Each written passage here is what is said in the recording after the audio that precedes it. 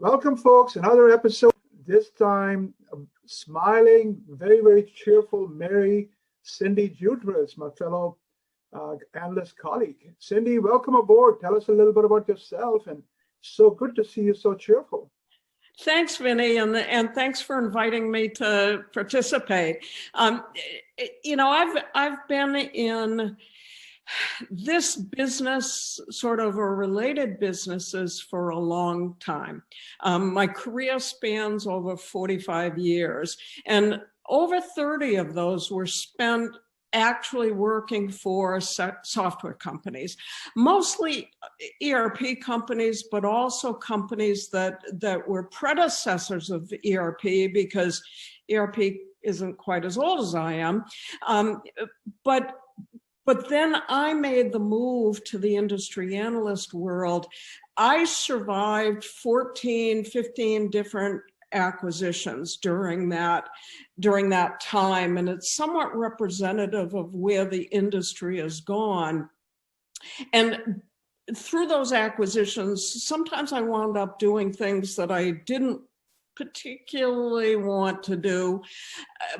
After 30 plus years, I had done everything I wanted to do, a few things I didn't want to do, and I was looking for change, but I also wanted to take advantage of the expertise that I had accumulated over those years, and that's when I made the shift to become an industry analyst. I worked for another firm for about 5 years, and then I launched Mint Jutras on my own in very early 2011. So that's sort of where I've been and where I am today. So Cindy, so the topic of the day is diversity in technology, right? My God, you've seen it all. You've seen it more than I have. So let's talk about, is there, clearly it's a hot topic right now, with all the Black Lives Matters and all that. But even the last few years, with Sheryl Sandberg's book, the sex part of diversity was starting to get attention. Is there, you've been in technology, there's a lot of talk about technology is a very male-dominated industry and so on. Tell us your perspective. Well, it's interesting because when I look back at when I started my career, and you really think about everything that's happened in the last 45 years, when you really think about it, you realize how much things truly have changed. That said, I don't necessarily think they've changed enough. I don't think they've changed quickly enough. But if you look back in 1975, when I started my career, it was very, very often I was the only female doing what I did, participating in any kind of activities, meaningful activities. I started working for a small manufacturing company, and at that time I was the only woman that was not in a clerical or in an administrative role. I had the advantage of having personal support for doing whatever I wanted to do. And that came from my parents. My mother was a teacher. My father was a barber, and he was the son of poor Italian immigrants. Yet somehow he drew the conclusion that it really shouldn't be any kind of being a woman or any other reason shouldn't hold you back from doing what you wanted to do. And the real keys to success were doing what you wanted to do and working hard. And I've carried those kinds of lessons through my life, and I never let those predetermined preconceptions limit me. Unfortunately, I was the exception rather than the rule.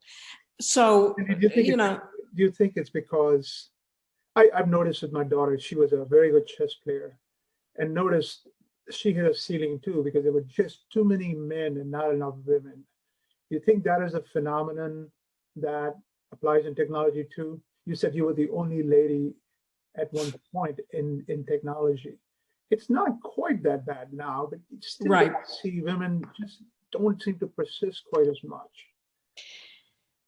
Have a good explanation for it, except to say that in many cases, there used to be very conscious bias in the workplace against women. Women were expected to be in subservient support roles as opposed to leadership roles. That used to be very conscious. I think that has gone away, but there's still a lot of unconscious bias that people fall into that trap of making those kinds of assumptions. And I think that holds women back from pursuing those kinds of careers. And it also limits their opportunities. Well, I think certainly starting this year, we're seeing a lot more focus on ethnic diversity, right? And in many ways, probably long time coming, right? But even there, as an immigrant, I started my career in accounting, and then I traveled the world with Pricewaterhouse. I kept looking from the world at the U.S. from the outside in. So I had spent time in Saudi Arabia, I spent time in England, I spent time in Holland, as I was traveling the world for PwC. And I could see the U.S. was so much better in terms of ethnic opportunities for anybody. Anybody who wanted to grab something, there was not, people didn't consciously just tell you you cannot do it, right? So to me, it's always been grab what you can, and if somebody says ask permission later, right? Kind of attitude. Easy for me to say, but I've seen the world, and in many ways, the U.S. is actually very, very open, and you could see that certainly in the ethnic Asians have done very well, like Google, Microsoft. So many companies are led by Indians, Asians. So to me, sometimes it's your personal, you set your own ceiling, and you should be willing to shatter that. And go ahead. I was going to say, how does that translate to pay equality, though? Because even though we're making progress in terms of numbers, it seems like the pay equality is still lagging. Or is that just a myth? I think some of it, Vinnie, is self-imposed by women.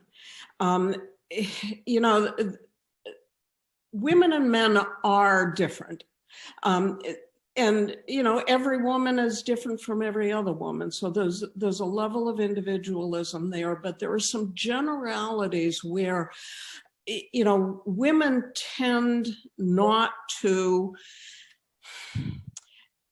promote themselves the same way men do. I'll give you an example. I've in management roles over the years, I've done a lot of recruiting.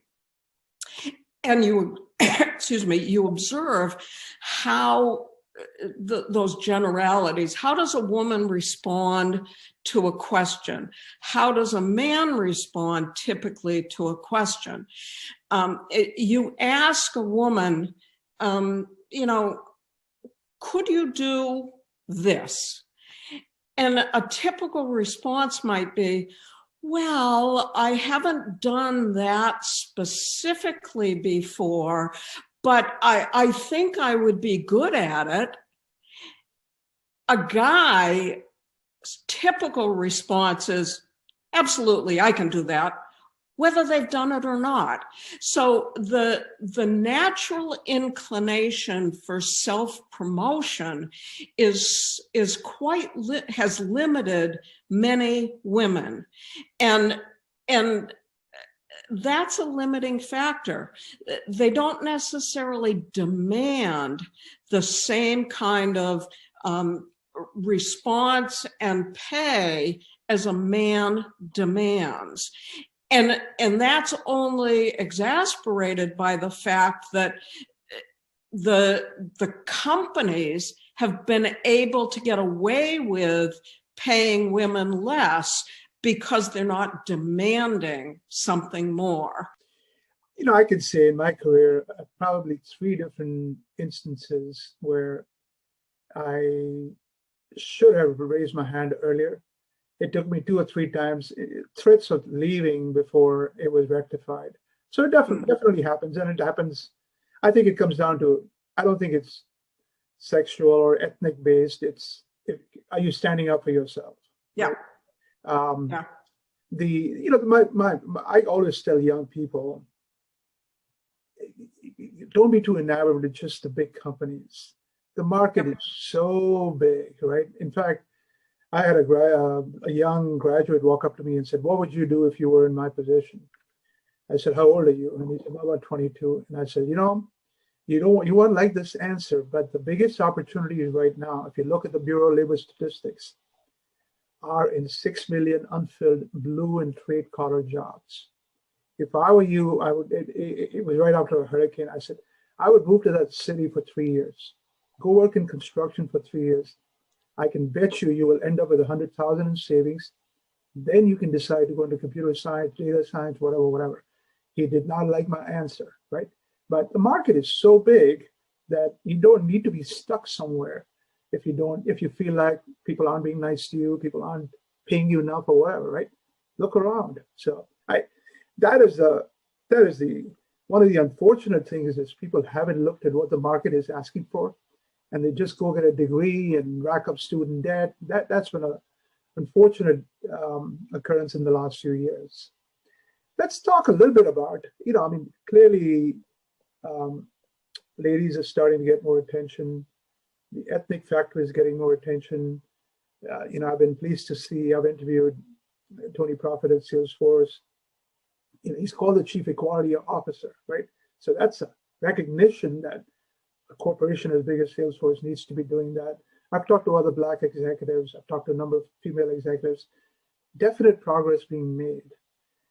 What I don't hear enough about is age discrimination. And I think that is in technology a fairly significant issue that we don't talk much about. What would you say? I would agree, and it's interesting because I guess I was in my early 50s, and I had a long and extensive resume, and I was out looking for a job, and the advice I got at the time was, cut your resume off after a certain period of time. And if cutting it off meant going back to my part-time job in high school, I would have bought that.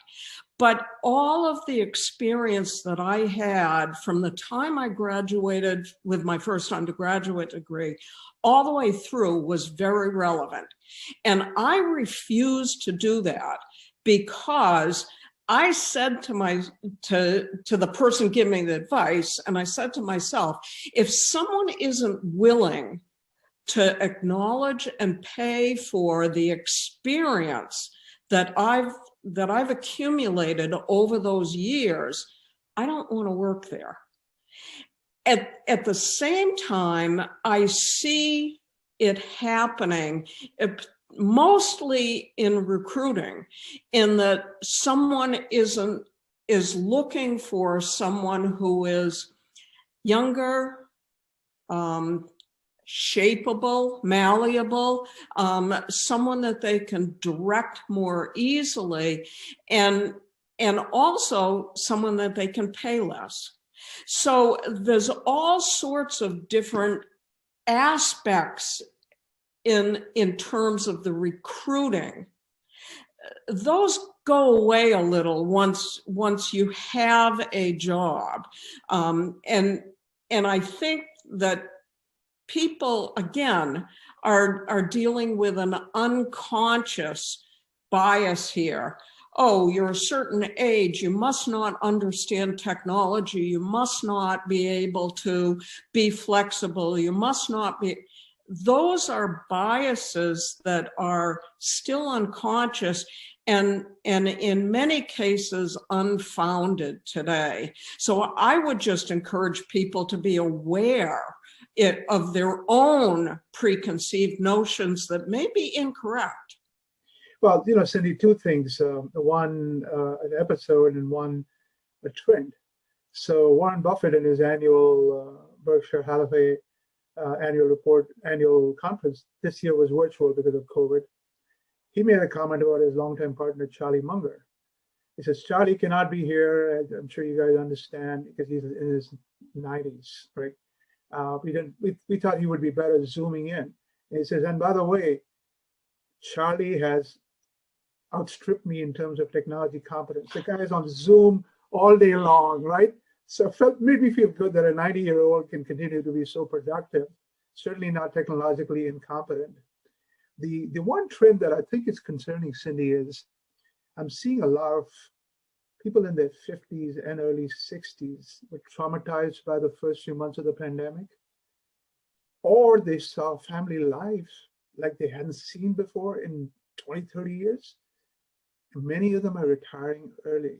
If corporations aren't careful, they will have an exit of talent quicker than they planned on, right?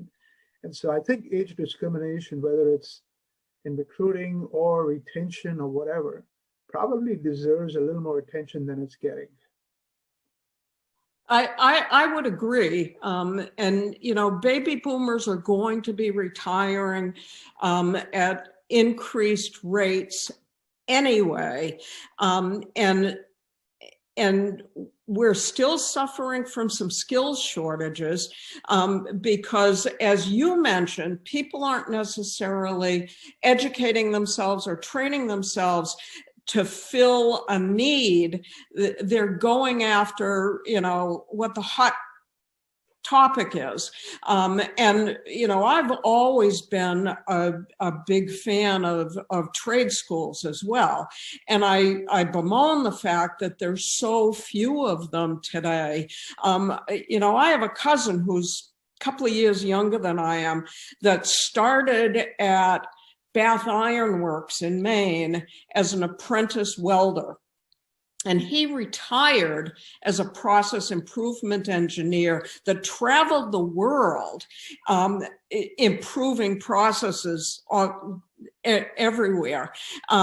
You don't necessarily see that kind of opportunity being created these days, and losing that level of expertise at the older age bracket is going to hurt.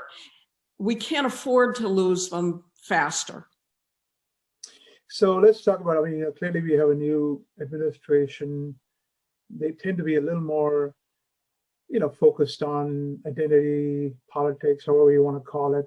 So affirmative action may be something we hear more about.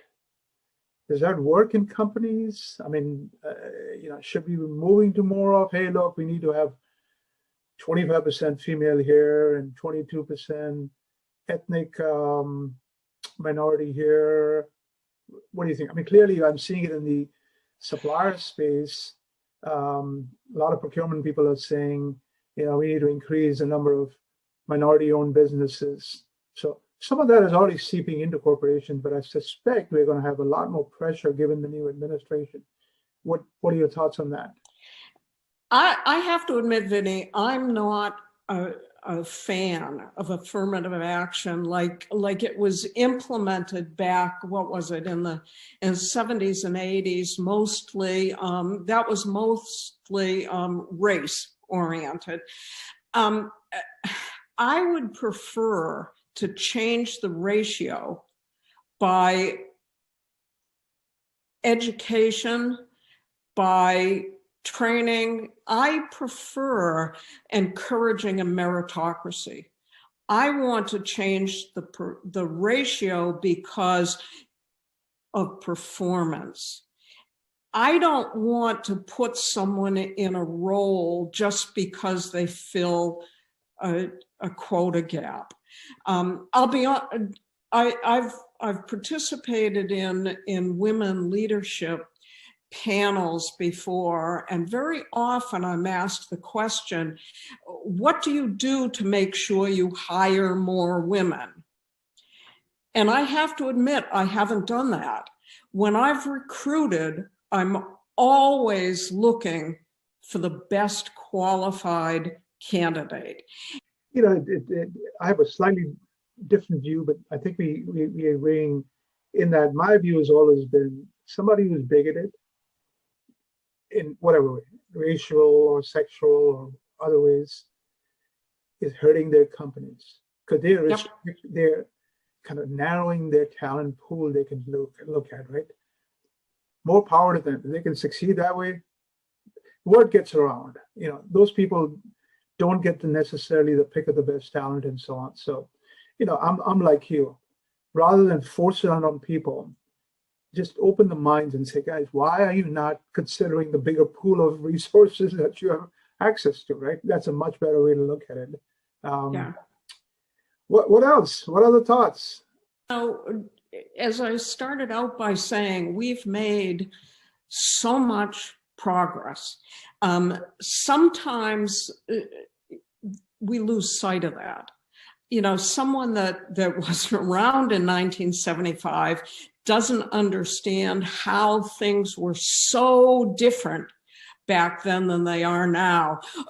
You know, it's interesting. I just recently rewatched the movie Hidden Figures. Yes. And, you know, boy, that hit home. It really did. And I'll tell you, those women are so inspirational.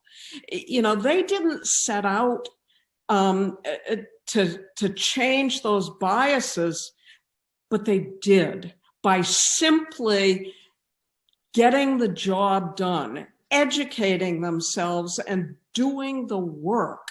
And, you know, biases be damned. Those women really made a huge impact on the space industry. And, you know, I'm glad someone finally made a movie about it because they truly were hidden figures. And, you know, I think that is, to me as an immigrant, I just look at, like I said, the opportunities here.